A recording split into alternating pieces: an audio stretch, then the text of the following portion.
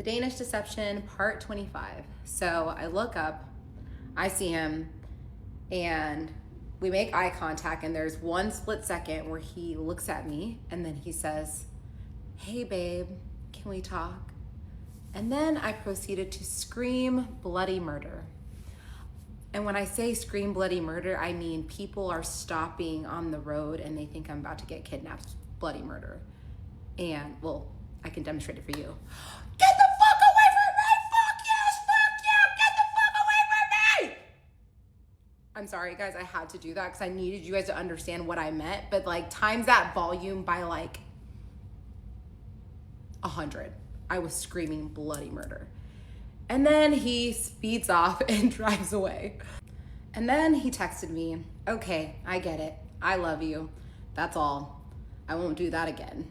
My heart is bleeding, and I don't understand that you want to give up on love. But if that's your decision, so be it. Goodbye, babe. It was always just love. Even me coming by." And then I sent him a text because, I've been ignoring him for weeks now. So I was like, maybe I need to just send him a message so he knows how I really feel. And this is the last message I have ever sent him. "Do not ever show up to my home again. I do not want to see you. I do not want to be with you. I do not love you anymore. Nothing you can say or do will ever change that. You make me sick. Someone capable of the evil you've committed on my life and the lives of so many is not capable of redemption. This divorce is happening whether you want it to or not. And then in all caps, leave me the fuck alone." And all he responded was, "I understand now." So that was obviously a very traumatic experience for me. I immediately drove to my friend Priscilla's house and I was just crying and shaking because I just could not believe I was in person with him, like that I had seen him in person. It was just, I was shaken, but I also felt good because I always kind of wondered, like, what if he does pull up? Like, how am I gonna feel? And it was just anger, just hot rage. So I'm good with that. Later on that night, it was my really good friend Nicole's birthday party. And something you guys should know is for that month, I was completely depressed. I barely got out of bed. I tried to stay active, but it was really bad. I just laid in my bed and watched Criminal Minds for like a month straight. And this was actually my first time going back out into society for this birthday dinner.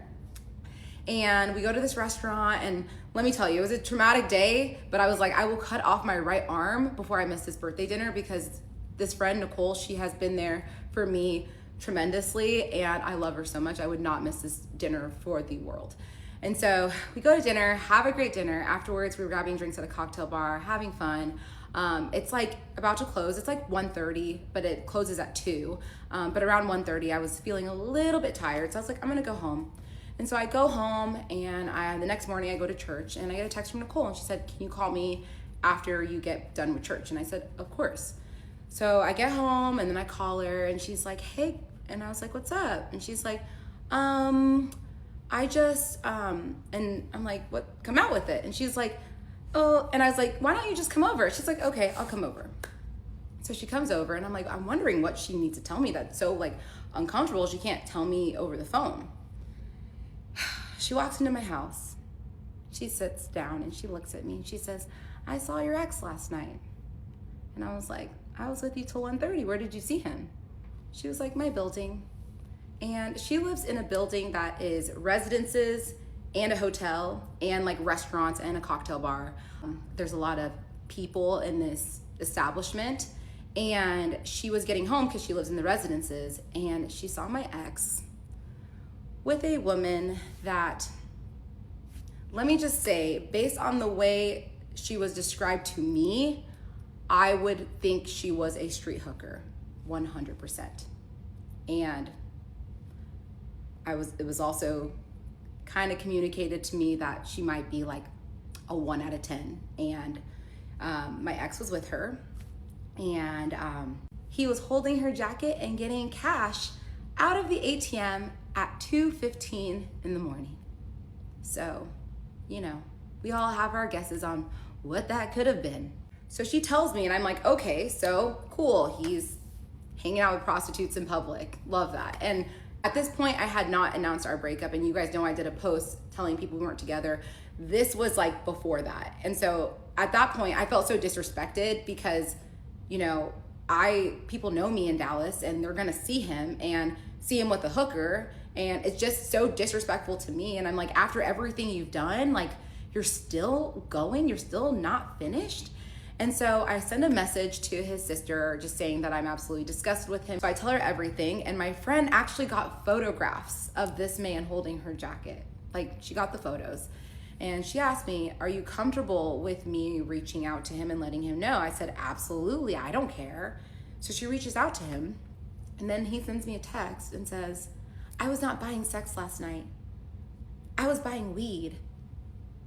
He said, I was having a really dark night, and for the first time in a long time, I went out to drink, and I haven't been sleeping, and I met someone that would sell me weed so I could finally sleep again. I don't appreciate you going with that information to my family.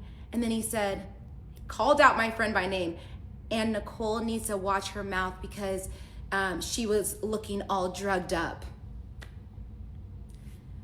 He didn't know that I was with her 30 minutes before she saw him. She was sober. We had had like 4 glasses of wine that night. So she got drugged within 30 minutes. Oh, and she was also able to take 15 pictures of you holding the prostitute's jacket. Mind you, he's also texting another one of our friends, Rob, one of the other victims that he used to be good friends with, saying, I can't believe Anyeka would ever think I'd be with a prostitute. That girl was actually a doctor. And he also sends a screenshot of the receipt of his withdrawal, and it was $40. And I'm thinking there's 3 different options. Number 1, he saw my friend and he was like, let me take out a small withdrawal so I have something to back up my lie. And he clearly saw her because he called her out by name. Number 2, he was conning the prostitute, and he said, hey, I only have $40 right now, but I'll pay you back the rest. Something with his Danish account, bullshit, I don't know. And number 3, the prostitute was $40. Could be any of those 3 options. So obviously I was hurt by the situation, but it just, at this point, I'm not even surprised because this man is crazy. I allowed myself to shed 1 tear, and then I was like, I'm done. And the following week, my friend Chris met up with him, and he signed the divorce papers and had no problem with anything that I put in there. And that was the greatest day, and my divorce was officially finalized on November 4th of 2025. So I'm happy and I'm excited to move on, and I'll have a little conclusion video at the end of this, but I just wanted to say thank you to all of you for being here and letting me bare my soul to you guys. This has been the most difficult thing I have ever done in my life, and y'all's support means the world to me, and I just wanted to say thank you, and I hope you guys enjoyed the Danish deception.